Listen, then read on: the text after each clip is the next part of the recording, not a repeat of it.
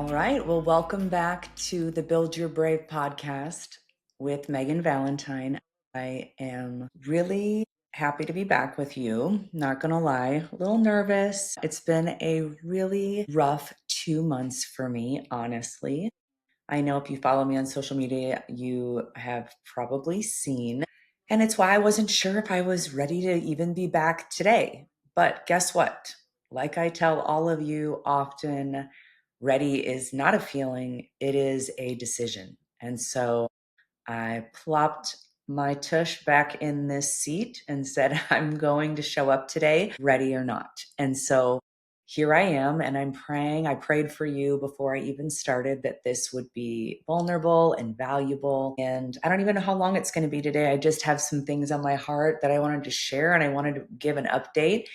I think it's been about 2 months since, maybe just a little bit over, since we've been together. And it was, I think, approximately, well, I'm not sure how long after my last episode that my dad passed away unexpectedly. And a lot of you have been on that journey with me. You know, he has battled Alzheimer's for the last really decade. He got it pretty young, and he would have been 72 this September. But he had a heart attack, and I was able to be with him. And there are actually so many gifts that I can see as I look back. The tears are already starting to flow. At least I remembered to grab Kleenex.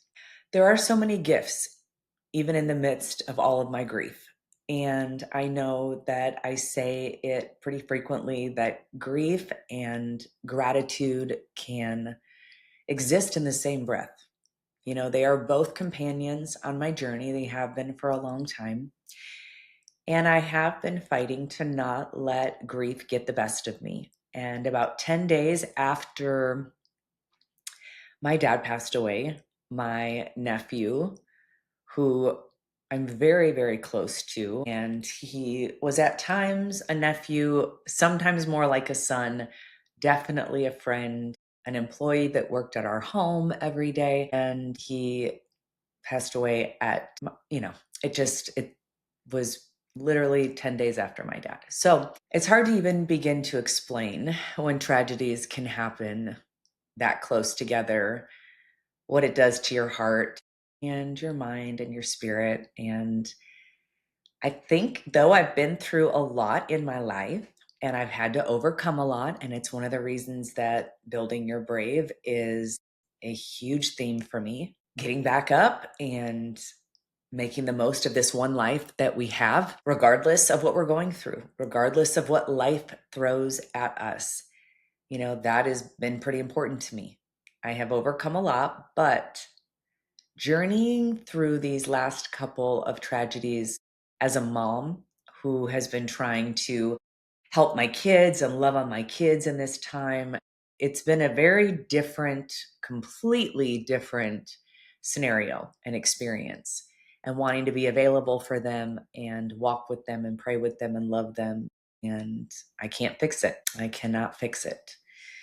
And that's hard for us as parents. And I say all that to say, just so you have the foundation and the background of where I've been the last couple of months. It's been hard to show up online, hard to show up for the amount of people we have in our lives. And sometimes when you are a person who really does your best to lead and to love and to show up for others and be a hope dealer, which is what I refer to myself often, when you're feeling a little hopeless, you almost don't want to show up because you don't want to take people on the roller coaster that you're going through. And yet, it's so important for us to show up, not just in the highlights and in the amazing things and incredible seasons of our lives, but continue to show up and show others that what we believe, we still believe, even in the hardest of times. And that's one of the reasons that I'm here today. And I really want to share with you from the book of Isaiah 43, because it has been an anchor for me over these last couple months. And I wanted to bring some hope to you. So I'm going to start with, and actually, have you seen these? If you're listening, you can't see it, but I will say if you're on the YouTube, you can see it, the YouTube episode. But I sounded like an old lady there. If you're on the YouTube, okay, that's what my kids would laugh at me all the time about. But they have these beautiful magazine type books of the Bible, and I love it. They're very pretty. They can be like right there in your office as decor, but also they're amazing to read. And I'm going to read from the book of Isaiah in my beautiful magazine Bible book today. And I love this because it starts with the promise of God. And it says this: "But now, O Jacob, listen to the Lord who created you." It's easy to listen to the lies in our head or the lies of the enemy, to listen to our fears, to our depression, to our anxiety, to listen to the noise of the world or all of the people who think they know best for us. But no, the Lord reminds us, listen to me, the one who created you. Israel, the one who formed you, says, do not be afraid, for I have ransomed you. I have called you by name. You are mine. And when you go through deep waters, I will be with you. When you go through rivers of difficulty, you will not drown. When you walk through the fire of oppression, you will not be burned up. The flames will not consume you. And something I want to point out here, because I don't know why there's a misconception that if we are believers and if we're Christians and if we do what God says and we love Him, that we won't face difficulty. We won't go through hard times, because what does this say? It doesn't say if you go through deep waters, if you go through rivers of difficulty, if you walk through the fire of oppression. No, it says when you. That sounds a bit like a promise to me. And maybe like me, you are going through the deep waters right now, or the rivers of difficulty feel like they could consume you. And some days it might feel like you might drown. Maybe you're walking through the fire of oppression right now. But if you're not, well, one, praise God, okay? But two, you will at some point. When you. But He says, do not be afraid, for I ransomed you, right? I've redeemed you. I've called you by name. I've not left you. I've not abandoned you. Even when you can't feel me right next to you, even when my voice isn't loud, I am with you. And I've heard it said that, sometimes we're wondering where God is. Why why isn't He talking back? Why isn't He responding? But He doesn't have to be that loud when He's that near. His whisper is so close. And I'm clinging to this promise and wanted to remind you of this promise too, because even when you are going through very difficult times, God says, I've not abandoned you. I've called you by name. I know you. I created you. Listen to me. Don't listen to the voice of insecurity or the voice of fear or the voice of depression that tells you you're never going to get out of this, that things will never be the same, that you can't trust God. Where is God in all of this? Why, God? Why? Why won't He answer? You can listen to all that, but it doesn't serve you. And it will just take you into deeper, darker places. And we have got to, some days, I'm telling you, it is like crawling to the presence of God. It is grasping for my Bible and saying, I said to someone the other day, because they said, how are you doing? Which, to be honest, in these seasons, I hate that question, because I am not a liar and I want to be honest, but I also don't want to put my heaviness onto other people. And some people absolutely are there to hold my arms up when I have no strength. And trust me, we have been feeling, our whole family has been feeling the prayers of other people. They have held us up, and we are so grateful. But there's also a lot of people that come and go in your life that they're doing the polite thing. They're asking, well, how are you? I know you've been through a lot. How are you? You're like, do we really want to get into this today? We don't. You don't even know what you just asked. But I just want to tell you, that this is what I said to someone. I said, I am clinging to the vine like it's the end of my rope. I am hanging on to that for dear life, because I know that He is the vine and I am the branch. And a part From him, I can do nothing, but with all things, the most impossible becomes possible. And let that encourage you today. Let that, and what does encourage mean? It means to give you courage. And that's what this podcast is about. That is why I show up here, because going through life, facing difficult times, doing the things that God has called us to do and created us for, it is going to take courage. And so we need people to encourage, to pour courage into us. And today I pray that this pours courage into you, that no matter what you're facing, yes, you are going to have to walk through the flames, but no, you will not get burned. And I'm reading a great book. Oh, I do have it next to me. It's called Removing the Sting of Death by Bill Johnson. And he literally talks in here. I was reading it this morning, and it's good because sometimes I need someone just to shoot me straight. Yes, I started a new therapist and she's awesome because I don't need someone to frou try to be nice and make me feel better. And yes, I do need to give myself grace. And yes, some days I'm doing the best I can. But I also know that there are very specific decisions that you make when you are going through times of crisis or pain, and they will either prolong or quicken your healing. And when you can get into the Word of God, I think it was at church on Sunday, or maybe it was at the Hive, the Weights and Worship night, and they were talking about when you have the heaviness, when you are carrying the spirit of despair, will put on the garment of praise.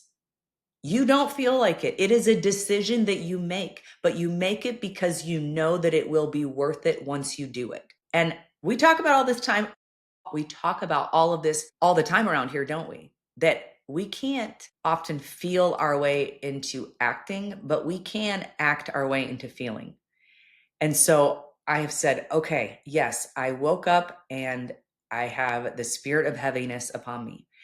That means I intentionally must choose to put on my garments of praise, to put on that worship music, to be very careful about who I listen to, who I hang out with, what books I open, what podcasts I turn on, even what music, all of it, because that affects our emotions. It affects our thoughts and how long we stay in the spiral.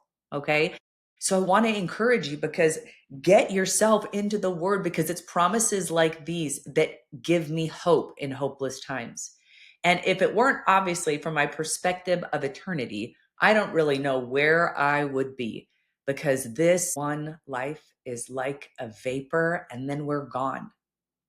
And I want to make the most of it. I want to take this one life that I've got. And yes, it's going to take a bit for me to heal.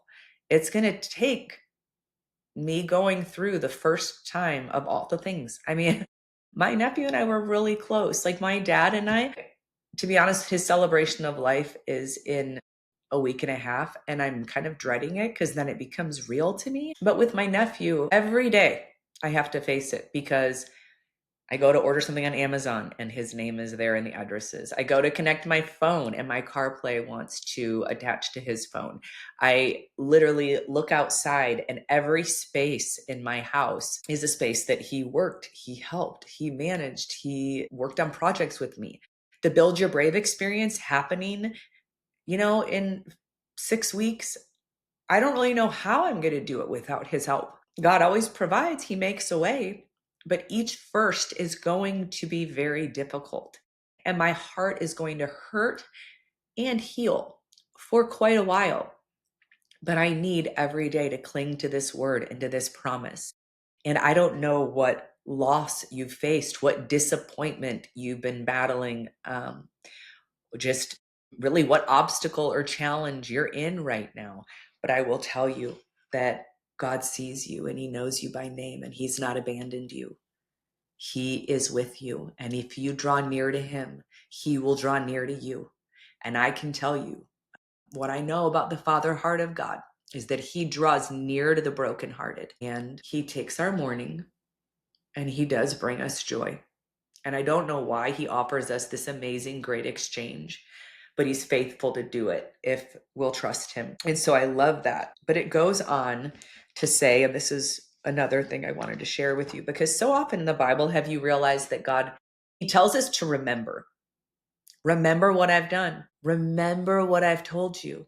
Remember. Well, one, because I think we so easily forget.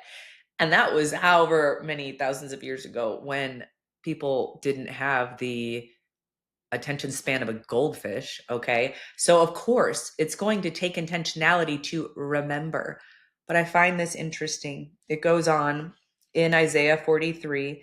You get to about, you know, verse 15 or so, and he says, I am the Lord who opened a way through the waters, making a dry path through the sea. I called forth the mighty army of Egypt with all its chariots and horses. I drew them beneath the waves and they drowned, their lives snuffed out like a smoldering candlewick. Like, hey, remember who I am. Remember what I've done. Remember what I'm capable of. That's who's with you. But interesting pivot here. He then goes on to say, but forget all that. I'm like, wait, what? You're always telling me to remember. But I think he knows how too often we get stuck when we're always looking back. And he says, but forget all that. It is nothing compared to what I am going to do. For I am about to do something new. See, I have already begun. Do you not see it? Listen to that. For I am about to do something new. See, I have already begun. Do you not see it? Like, where are your eyes focused? What's your viewpoint? What is it that you are putting your attention on? Because I will tell you, whatever you seek, you find. So if you seek good, you will find good. If you seek bad and negative, that is what you will find. If you want to see the faithfulness of God and the goodness of God in spite of your circumstances, look all around, because he is there doing good things. But if you want to focus on all that you've lost, all that you'll never have back, all that will never be the same again, well, you too, you can find that. You can find that also. But which one serves you? Which one's going to help you move forward? Which one's going to move you on and get you to a place of healing? Is this message for anyone else but me? You'll have to let me know, okay? But I needed this. He says, I will make a pathway through the wilderness. I will create rivers in the dry wasteland, a stream in the desert. I don't know how many of you live in the desert, but I do. I live in the desert. And can I just tell you something? For the love of all that is good and holy, Lord, I have been begging you, can we please be done with the heat? Okay. For a lot of you, if you live like up north or in the Midwest or wherever, you are done with winter in April. You're like, please, can we have spring? Okay. Well, for those of us that live in the deserts, we are done in September and October. And we are like, please, can the season change? But I'm not just talking about physically change. I have been begging God, spiritually, can the season change? Like in my family, can the season change? Yeah, I want to be done. I want to be done. But the desert, it is dry. Whenever people visit, they really underestimate the amount of water they need. And I want to tell you, a stream in the desert, that is life. That is life. And you know what's wild is that God gave me that verse and that theme for the Build Your Brave experience happening November 6th through the 8th. He gave it to me months ago. And don't you just know how faithful God is that often he gives us a message? Go. I mean, that's why we journal. That's why we write and post. It's why we make videos sometimes. We think we're doing it to help somebody else. But so often do I share something and then a week or two or a month later, something happens in my life and I desperately need that message personally. God reminds me to go back and to listen. And I may have come across strong or out of conviction and passion, but I don't even realize how much I'm going to minister to myself, because God knows what we need before we need it. That's how faithful he is. And of course, people asked me, did you think about canceling the event? You need space, you need grace. And of course I did. It would have been way easier to do that. But there's two things that, at least probably 200 reasons why I didn't cancel. But one was there was a whole bunch of ladies that had already bought their plane ticket, bought their ticket, and I was not going to cancel on them. And secondly, I'm not canceling because I need this event. I need a stream in the desert.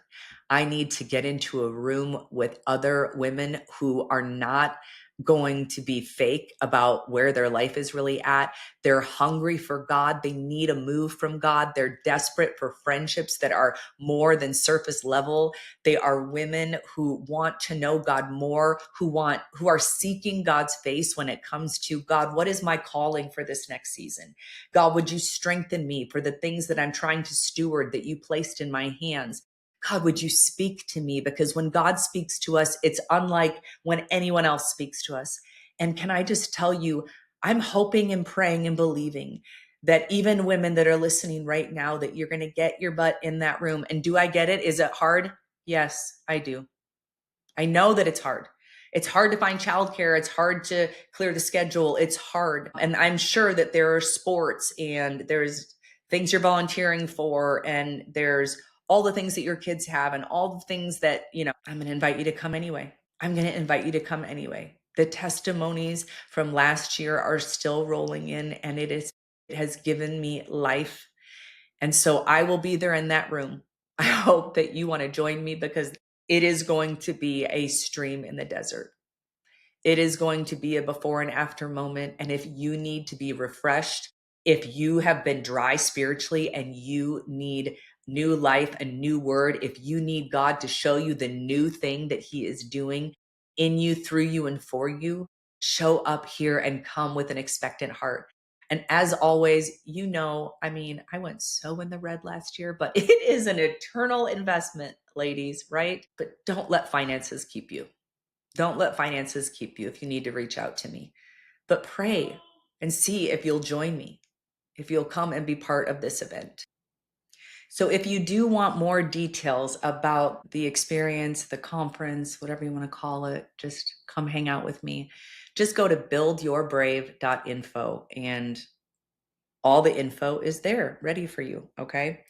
But listen, there's one more thing that I wanted to share with you. I wasn't going to, but since the Lord brought it back up on my heart, I'm going to just do it. And it comes out of Psalm 90, and it's verse 15. This kind of got me when I was praying this morning, and it didn't get me in the best way. I had to work through it with the Lord.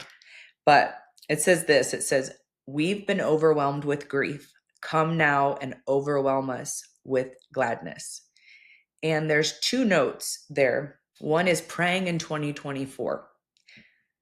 That was my prayer in 2024, that I've been overwhelmed with grief. Come now and overwhelm us with gladness. In fact, replace our years of trouble with decades of delight. The next note said, receiving in 2025. Well, yeah. What do you do when your prayers feel like they're going unanswered, and there's been a promise that you've been holding on to for a while? You got to make a decision. You got to make a decision. And so I said, well, 2025 is not done yet. And I am not going to let go of that prayer and that promise. Though 2025 has held way more grief than I thought I could ever handle after the couple of years before that, because it's been a long few years. Yet I will choose to trust God. And yet I will choose to cling to his word. And yet I will choose to serve him and to love him and believe in his faithfulness. And I don't know what that is for you, what that promise is, what that hope is, but will you continue to believe, continue to pray, continue to trust in spite of what you've been through, in spite of what you've seen? Nevertheless, right? We get that from Jesus in Gethsemane. Take this cup from me. Nevertheless, send me, God, I will go. Nevertheless, not my will, but yours. Maybe your faith is being tested. or like mine has been multiple times in the last few years. What will you decide? What will you decide? And my prayer and my hope for you as we wrap up this episode is that I was able to pour a little bit of hope and courage into you, and a reminder to stay attached to the vine and to get into the Bible. It doesn't have to be a pretty magazine Bible, although I've got 3 different Bibles here. But I tell you what, I show up empty to his presence and he fills me up. I show up weary and he gives me enough energy for today. I show up in lack and he is my portion. So can I just encourage you to get into God's presence, to be honest with him, and to believe that he's not done yet. Don't give up on those promises. Don't give up on all that he has placed in your heart, whether it be dreams or visions or whatever it may be. God is not done yet. And remember, listen to his voice, the one that created you, the one that calls you by name, because he has not abandoned you and he is with you. Okay? I hope that you'll share this with someone who maybe came to your mind or your heart today as you listened, or share it on your story, tag me in it. Tell me that it encouraged you and that it was worth it getting up and showing up today. And even if you don't, I do it as unto the Lord, right? So we don't do it for the sake of everybody else. We do, but we do it to be obedient to him. So I love you and hope we'll be back together sometime soon. And I hope you'll join me in Scottsdale. Don't leave me hanging. All right. Love you.